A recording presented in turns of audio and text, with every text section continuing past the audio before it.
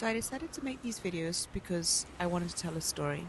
In principle, it's the story of a girl who wanted to travel and learn about the history, culture, and traditions of Japan. And it's the story of what happens when these aspirations come true, when finally there are the means and the time to actually go to Japan. And that's why I want to start by telling you the story of a monster. Well, not really a monster, a yokai, a spirit in Japanese folklore, which is called the nurikabe, taking the shape of an invisible wall, blocking travelers at night, and which is thought to be the explanation for why travelers on long journeys would get lost.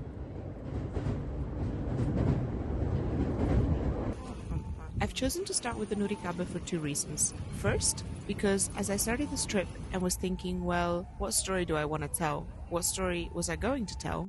I didn't want it to just be about me, although it will be a fair bit because I'm the narrator. I wanted to do more in-depth research and understanding about the places and the people that I would encounter and the stories that I would have to tell, but that wasn't going to be easy. It was like I felt at a standstill about how I was going to tell the story. That's how the nurikabe was blocking me. And secondly, because accounts of the nurikabe are thought to originate from Kyushu, the third largest island to the southwest of Japan, and where I started my south to north travels across the country.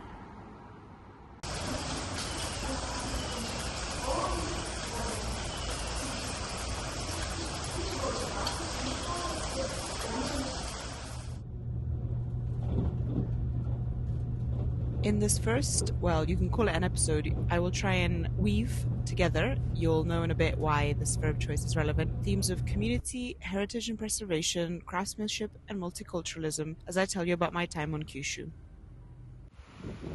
Starting first in the small village of Yukinoura, a 1-hour drive north of Nagasaki City, where you can find a strong sense of community fostered also by local NPO Moritaya, which is also a guest house where I stayed when I was in Yukinoura. Every Friday, they open the guest house as a restaurant for dinner and invite the locals to meet any guests who are staying. This allows for sharing of experiences and lives across cultures, and is exactly what happened to me. Locals come together especially for the celebration of their town's festival held every 2 to 3 years, which is called Honendaiko or Harvest Drum, although the locals actually spell this out to me with kanji, so I wouldn't trust that this is a literal translation. The whole town comes together, wearing traditional clothes and organizing performances. Whilst in Yukinoura, I met some of the locals who showed me pictures, videos, and even brought some of the handmade masks that they wear at the festival for me to see. Some of the masks they buy in Noto, which is a city in another part of Japan but is known for the craft of mask making for theatre and performances, and some of the locals have actually started to take up the art of making these masks for themselves. The purpose of the festival overall is to pray for good harvest. It's a festival which has been kept alive for generations, with all of the locals having their parents involved before them. But what was interesting to me was the fact that the younger people in the village are working to continue it and preserve it, and told me that they would not move or look for work elsewhere simply because they wanted to see their children take part in the festival one day.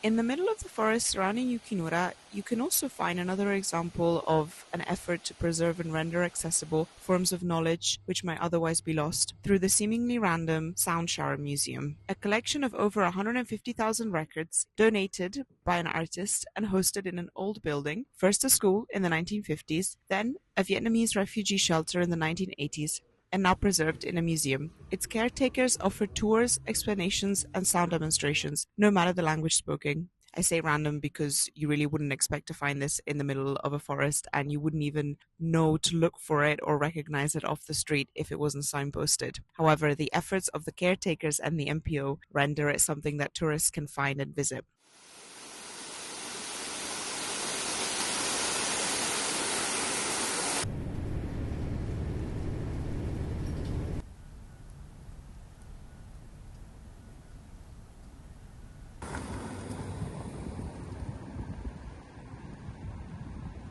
Let me just now jump forward to Beppu, where actually my time on Kyushu came to an end, because it was in Beppu where I really delved into the importance of craftsmanship and of keeping alive practices which require handiwork and would be lost if not handed down from person to person. That's why this will also be the story of Kenichi Otani, his apprentices, and all the artisans working in Beppu, keeping alive traditional bamboo basket weaving practices. Bamboo craftsmanship originally became popular in Beppu due to the nearby growth of the plant, the use of bamboo to keep rice fresh, and adoption of bamboo baskets by tourists coming to visit the popular hot springs. Kenichi welcomed me into his studio with warmth and kindness and showed me his typical productions as well as the whole making process, starting from the dried out bamboo plant, which is cut into thin strips, which are then made wet again so they can be bent and woven together into a finished basket. All of this is done by hand. One bamboo reed produces about 100 strips, and about 60 strips make up a basket.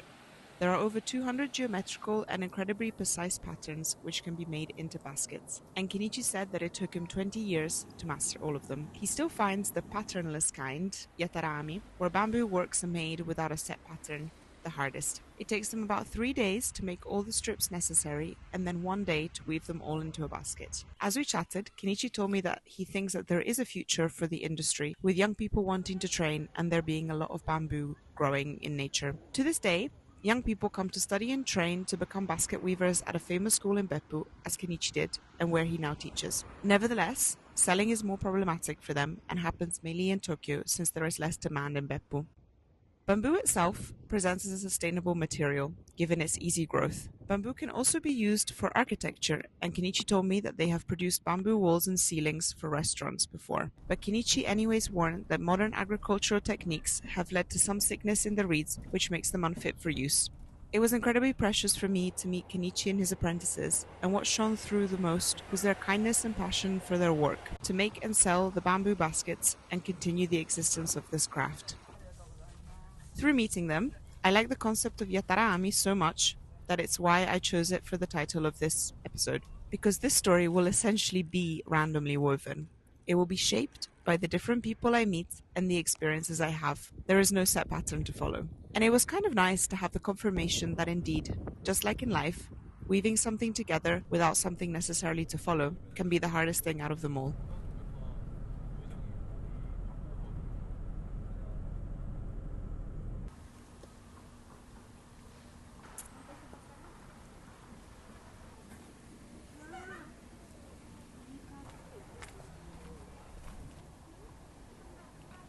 Of course, bamboo craft in Japan is not unique to Beppu, just like no culture exists in its own vacuum.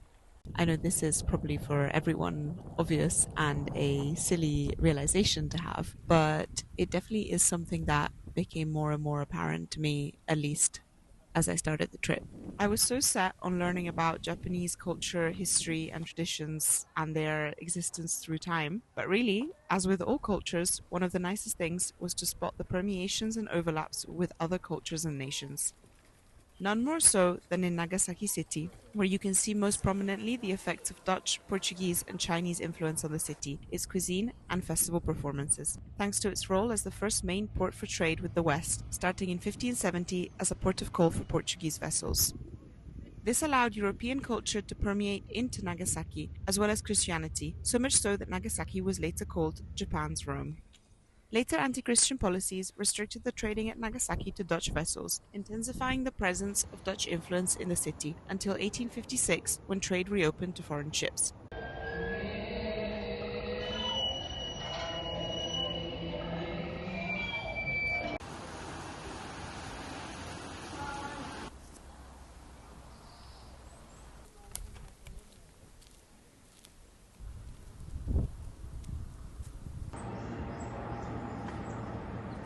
But also in the town of Arita, which is now called the porcelain capital of Japan, and where every year a ceramics festival is held during Japanese Golden Week, with around 1 million people traveling to the town.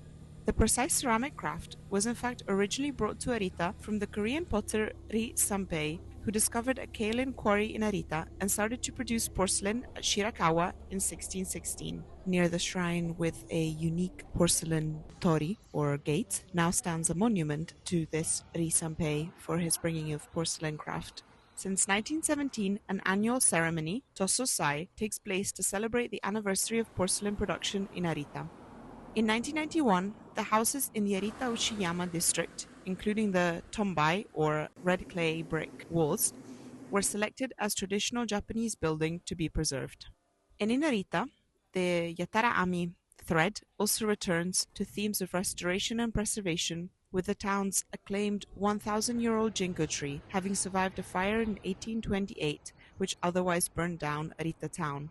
But also through the Tea Bowl Memorial, which is held throughout the year, where people are encouraged to bring bowls that have outlived their usefulness and offer them as a memorial service with gratitude, believing that this will bring future benefits and ward off disasters.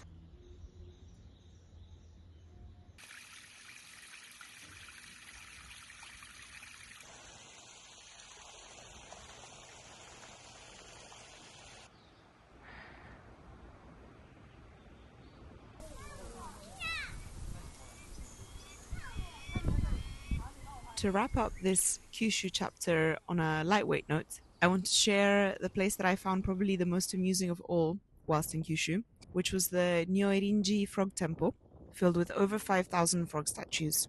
This collection started because the head priest would bring them back from China as tokens of good luck and to symbolize a safe return to the temple and spiritual transformation. He simply acted on a play for words between the word for frog and the verb to return, which in Japanese are pronounced in the same way. And now the frogs certainly seem to serve their purpose, inviting curious visitors like me to the temple.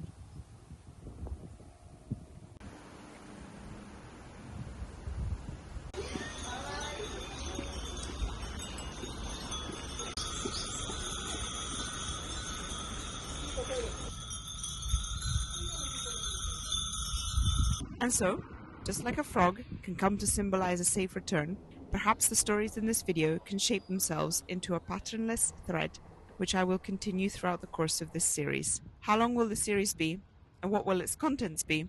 I can't tell you that, it's all Yatarami. But it is precisely the embrace of this concept which allowed me to get over the initial invisible wall, the Nurikabe which was overlooking my journey, and which will inspire the stories to come.